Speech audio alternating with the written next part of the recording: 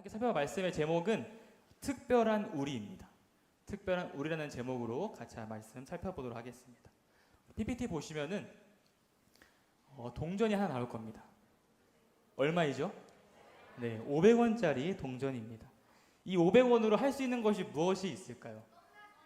네, 우리 아이들이 이제 껌을 얘기하고 있는데 우리 부모님 세대들이 아이들 시기였을 때, 다시 말해 1980년대에는 짜장면 한 그릇이 500원이었다고 합니다. 그런데 요즘 시대를 보게 되면 편의점을 가게 되면은 500원으로 껌도 살 수가 없다고 합니다. 요즘 편의점은 껌이 1000원짜리 껌도 있다라고 하네요. 그런데 500원보다 비싼 1000원짜리 물건을 500원으로 살 수가 있을까요? 500원은 500원의 가치만 하기 때문에 절대로 1000원짜리 물건은 살 수가 없습니다. 그런데 지금부터 제가 소개할 다른 500원 동전은 다른 동전과 다름없이 평범해 보이지만 특별한 사연을 가지고 있습니다. PPT 넘겨주시겠어요? 이 동전은 1998년도에 만들어진 동전입니다. 이게 다른 동전과 다른 점은 동전이 만들어진 연도가 1998년이라는 것이죠. 이 1998년도에는 500원 동전을 평소에 만들던 양보다 훨씬 적게 만들었다고 합니다. 보통은 1년에 약 8천만 개의 500원 동전을 만드는데 이 연도에는 약 8,000개의 500원 동전만을 만들었다고 합니다. 다른 해보다 1%도 아닌 0.01%의 양만을 동전을 만들어낸 것입니다.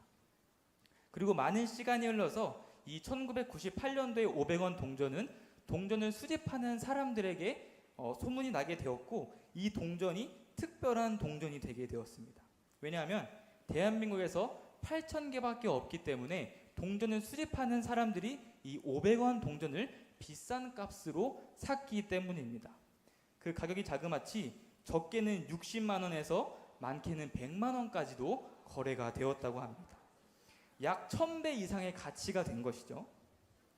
저는 맨 처음 이 이야기를 들었을 때 당장 집에 가서 제 집에 있는 500원 동전을 다 찾아봤습니다. 그런데 있었을까요? 없었을까요? 네, 당연히 없었습니다. 실망한 마음으로 울곤 했는데 우리 성도님들께서도 또 친구들도 혹시나 집에 500원 동전이 많으시다면 한번 찾아보시는 것도 재미있지 않을까 싶습니다. 그런데 이처럼 1998년도에 만들어진 동전이 다른 연도의 500원 동전과는 다른 이유가 무엇이었죠? 그것이 특별한 이유가 무엇이었죠? 다른 것들보다 현저히 적었기 때문입니다. 다시 말해 1998년도에 제작된 500원 동전의 개수가 너무나도 적었기 때문에 특별하게 여겨졌죠. 그런데 혹시나 나에게 500원 동전이 있어도 그 500원 동전의 연도를 아는 분이 혹시 계실까요? 아마 없으실 것이라고 생각을 합니다. 그리고 내가 이 1998년도에 동전이 있을지라도 이 동전이 특별한 이유를 알지 못하면 이 동전으로는 그냥 사탕 하나밖에 사 먹지 못하는 그냥 평범한 동전이 되게 되는 것입니다. 이 동전이 특별한 이유를 아는 사람만이 이 동전을 가치 있게 여길 수가 있다는 것이죠. 그런데 하나님을 믿는 우리는 이 1998년도의 동전과는 비교할 수도 없이 아주 특별한 사람이라고 성경에서 우리에게 이야기해주고 있습니다. 우리도 우리가 특별한 이유가 무엇인지 알 때에 비로소 우리가 가치 있는 삶을 살아갈 수가 있는 것이죠. 오늘 본문 말씀을 통해서 우리가 왜 특별한 사람이 되었는지 함께 살펴보도록 하겠습니다. 우리가 함께 읽은 출애굽기의 말씀을 보게 되면 하나님께서는 이스라엘 백성을 애굽 땅에서 구원해 주셨습니다. 그리고 이스라엘 백성들은 애굽 땅을 떠난 지 약 3개월 만에 시내 광야라는 곳에 도착을 하게 됩니다. 이스라엘 백성들은 그 시내산 앞에 장막을 치게 되는데 시내산은 이전에 하나님께서 모세에게 내 백성을 이곳으로 인도하여 예배하게 할 것이다 이런 약속을 하셨던 장소였습니다. 출애굽기 3장 12절 말씀 넘겨주시면 제가 읽어드리겠습니다. 하나님이 이르시되 내가 반드시 너와 함께 있으리라. 내가 그 백성을 애굽에서 인도하여 낸 후에 너희가 이 산에서 하나님을 섬기리니 이것이 내가 너를 보낸 증거니라. 하나님께서는 약속하신 시내산에서 이스라엘 백성들이 어떻게 살아야 되는지, 어떻게 순종해야 되는지, 어떻게 하나님의 백성답게 예배해야 되는지를 알려주고 싶으셨던 것입니다. 그리고 하나님께서 모세를 시내산으로 부르시고 다음과 같이 말씀하십니다. 출애굽기 19장 4절 말씀 제가 읽어드리겠습니다. 내가 애굽 사람에게 어떻게 행하였음과 내가 어떻게 독수리 날개로 너희를 업어 내게로 인도하였음을 너희가 보았느니라. 하나님께서 말씀하신 것처럼 이스라엘 백성들은 시내산에 온 이후에 그들이 잊지 말아야 할 것이 분명히 있다고 하나님께서 말씀하셨습니다. 그것은 바로 하나님께서 노예였던 이스라엘 백성들을 출애굽시켜 주셔서 구원하신 구원 역사였습니다. 이스라엘 백성은 애굽에서 노예로 살면서 고된 노동을 하느라고 하루하루가 괴로운 나날들을 보냈습니다. 그런데 하나님께서는 이스라엘 백성들을 구원해 주시겠다는 그 약속을 기억하시고 그들이 괴로워하고 울부짖는 소리를 들으셨습니다. 그리고 하나님께서는 잘 아시는 것처럼 10가지 재앙으로 애굽을 심판하시고 이스라엘 백성들을 출애굽시켜 주십니다. 다시 말해 이스라엘 백성들을 애굽의 손에서 구원해 주신 것이죠. 그래서 이스라엘 백성들은 애굽에서 나와서 하나님이 약속하신 가나안 땅을 향해 나아갔습니다. 그런데 얼마 지나지 않아 아주 어려운 일이 찾아오게 됩니다. 그 일은 바로 앞에는 홍해라는 큰 바다가 막고 있고 뒤에는 애굽 군사들이 쫓아오고 있었던 것입니다. 그런데 하나님께서는 이러한 안 좋은 상황 속에서도 모세를 사용하셔서 놀라운 능력으로 홍해를 가르시고 이스라엘 백성들은 바다를 건너게 하시고 애굽 군사들은 그 바다에 잠겨 죽게 하셨습니다. 이처럼 하나님께서는 늘 이스라엘 백성들을 지켜주시고 하나님의 바른 길로 인도해 주셨습니다. 그리고 오늘 말씀에서 하나님께서는 이스라엘 백성들에게 특별히 모세에게 이렇게 말씀하십니다. 출애굽기 19장 5절에서 6절 말씀 화면 띄워주시면은 제가 읽도록 하겠습니다. 제가 읽겠습니다. 너희가 내 말을 잘 듣고 내 언약을 지키면 너희는 모든 민족 중에서 내 소유가 되겠고 너희가 내게 대하여 제사장 나라가 되며 거룩한 백성이 되리라. 아멘. 하나님께서는 이스라엘 백성들을 출애굽시켜 주시고 구원해 주신 것처럼 이스라엘 백성들을 향한 특별한 계획을 가지고 계셨다라고 성경 말씀에서 우리가 찾아볼 수 있습니다. 그 계획은 하나님께서 이스라엘 백성들을 하나님의 소유로 삼으시고 제사장 나라가 되게 하시며 거룩한 백성이 되게 할 것이라는 계획이었습니다.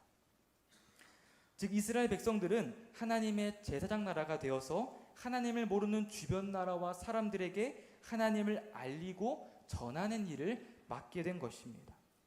하나님께서는 이처럼 이스라엘 민족을 하나님의 백성이라는 아주 특별한 민족들로 만들어 주셨습니다. 사랑하는 성도 여러분, 또 초등부 친구들, 이스라엘 백성들이 특별한 존재가 된 이유는 그들이 잘났거나 다른 사람과 비교했을 때 대단하기 때문이 아니었습니다.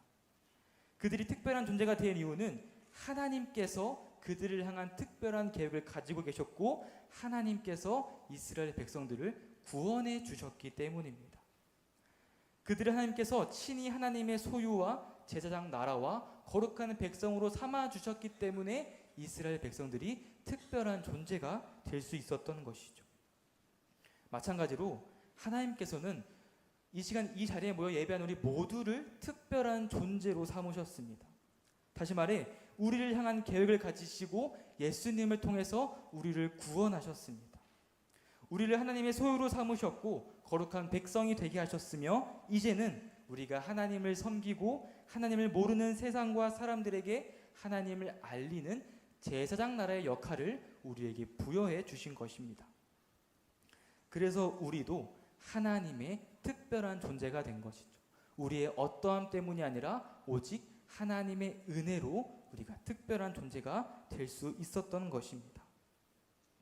사랑하는 초등부 친구들 그리고 성도님들, 우리가 특별한 이유는 다른 어떠함 때문이 아닌 오직 하나님의 전적인 은혜 때문임을 기억할 수 있기를 간절히 소망합니다. 그리고 반드시 기억해야 할 또 한 가지는 하나님께서는 결코 우리를 혼자로 부르시지 않았다는 것입니다.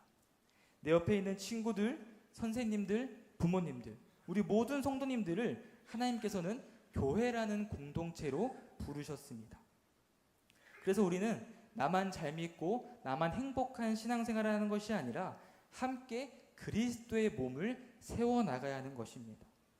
그리스도의 몸을 세워나간다는 것은 교회의 사명인 하나님의 말씀을 듣고 그 말씀에 따라 하나님의 복음을 전하며 세상 속에서 하나님의 사랑을 실천하는 교회로 나아간다는 것입니다.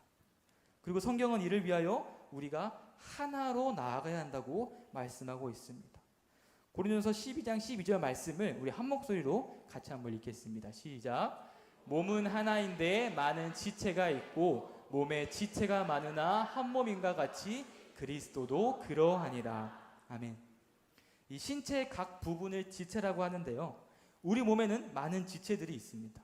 눈도 있고 코도 있고 팔도 있고 다리도 있습니다. 근데 만약 이 지체들이 서로 마음이 다르면 어떻게 될까요?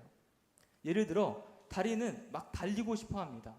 그런데 지금 눈은 피곤해요. 그래서 눈이 쉬고 싶어서 눈을 감아버려요. 그럼 어떤 상황이 펼쳐질까요? 다리는 막 달리는데 앞이 안 보이기 때문에 돌에 걸려 넘어질 수도 있고, 또 앞이 보이지 않기 때문에 벽에 부딪혀서 심하게 다칠 수도 있을 것입니다. 이처럼 우리 몸의 각 지체는 한 마음을 가지고 함께 한 뜻을 바라보며 움직여야 바르게 움직인다고 할 수가 있는 것이죠. 그런데 교회도 이와 똑같다는 것입니다. 우리 한 사람 한 사람이 다른 마음을 품으면 하나님이 원하시고 기뻐하시고 인도하시는 교회가 될 수가 없다라는 것이죠. 우리 초등부와 같이 주일학교 아이들로부터 시작하여서 작년 성도님들에 이르기까지 우리 모두가 한 마음 한 뜻으로 서로를 돌보고 서로를 사랑하며 서로를 그리스도 안에 세워갈 때에 하나님이 기뻐하시는, 그리고 하나님께 놀랍게 쓰임받는 우리 대길교회가 될 수 있을 줄로 믿습니다. 이를 위하여서 우리 모든 성도님들께서는 초등부를 비롯하여 믿음이 성숙해져가는 다음 세대 아이들에게 많은 사랑과 관심을 가져주시고 그들을 위하여서 간절히 기도해 주시기를 부탁드립니다. 그리고 초등부 친구들도, 그리고 다음 세대 모든 아이들이 성도님들을 바라보며 예수님을 따라 믿음의 선배들이 걸어가신 그 십자가의 길을 그들도 함께 걸어갈 수 있게 될 줄로 믿습니다. 이 시간 말씀을 위하여 기도하겠습니다. 사랑이신 하나님 아버지, 감사합니다. 이 시간 초등부 축제 예배로 주님 앞에 나와서 예배할 수 있게 하심에 감사합니다. 우리는 그 어떠한 것과도 비교할 수 없이 특별한 하나님의 백성, 하나님의 자녀입니다. 그러나 이러한 우리의 정체성이 나의 어떠함 때문이 아니라 오직 하나님의 전적인 은혜 때문인 것을 기억하며 날마다 하나님께서 우리에게 주신 사명을 붙들고 나아갈 수 있게 하여 주시옵소서.